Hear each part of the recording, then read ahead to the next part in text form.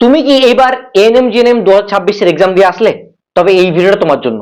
কত মার্কস পেলে স্যার এই বছর আমি একদম এক্স্যাক্টলি একটা গভর্নমেন্ট কলেজ পাবো, তার পাশাপাশি যে কোনো একটা গভর্নমেন্ট কলেজ পাবো, এই যে চিন্তাধারা রয়েছে, কত নম্বর পেলে স্যার হতে পারে সেই ব্যাপারে একটু ডিটেলসে বলুন। এএনএম জিএনএম 2026 এর প্রশ্নপত্র দেখে যেটা বোঝা গেছে, একেবারে কিন্তু সহজ প্রশ্ন আসেনি, একটু ডিফিকাল্ট কিন্তু ছিল।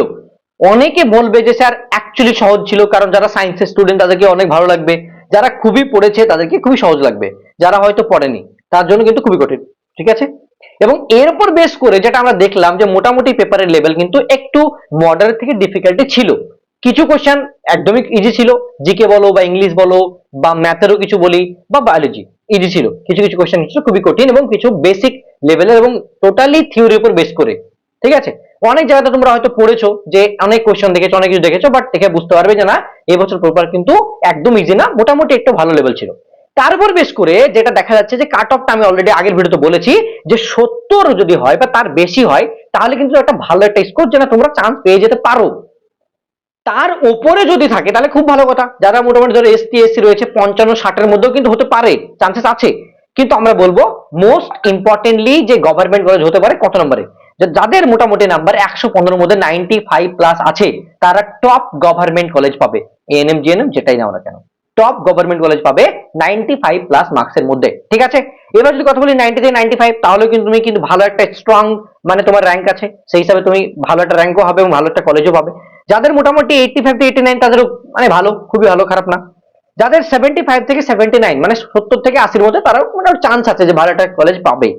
যারা মোটামুটি তোমার যে 70 থেকে 75 বা মোটামুটি 65 থেকে 70 মধ্যে, তারা কিন্তু ওই বর্ডার লাইনে যে গভর্নমেন্ট কলেজ পাবে কিনা বলা একটু মুশকিল, 65 থেকে 70 মধ্যে। ঠিক আছে, আর সেটা যদি আদার্স ক্যাটাগরি হয়, কাউন্সিলিং উপর ডিপেন্ড করে, তাহলে 60 থেকে 70 মধ্যে কিন্তু ক্যাটাগরি ওয়াইজ কিন্তু হয়ে যাবে। যারা 60 এর নিচে, তারা হয়তো প্রাইভেট কলেজ পাবে বা ওয়েট করতে হবে গভর্নমেন্টের জন্য, মানে waiting for government, or maybe private allot হবে বিলো 60। এটাই হচ্ছে ব্যাপার। তো যারা যারা এখনো এটা নিয়ে বিশাল চিন্তায় ছিলে, তাদেরকে আমরা কমপ্লিটলি বলে দিলাম। আর একটা কথা বলবো আমি, যে মোটামুটি স্কোরের হিসাবে মানে কাট অফ প্রেডিকশন যেটা বলা যেতে পারে যে ইউ মানে যেটা ইউআর ক্যাটাগরি 75 প্লাস মাইনাস 5, এটা হচ্ছে তোমার ইউআর এর জন্য।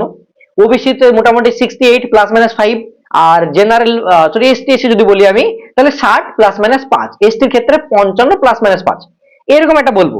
বাট 75 প্লাস হলে সেফ স্কোর, এটা বলবো আমি। আর 85 পেলে এক্সিলেন্ট মানে মানা যেতে পারে। 75 প্লাস পেলে বা 70 পেলে মোটামুটি ঠিক আছে, কাট অফ দাঁড়াবে।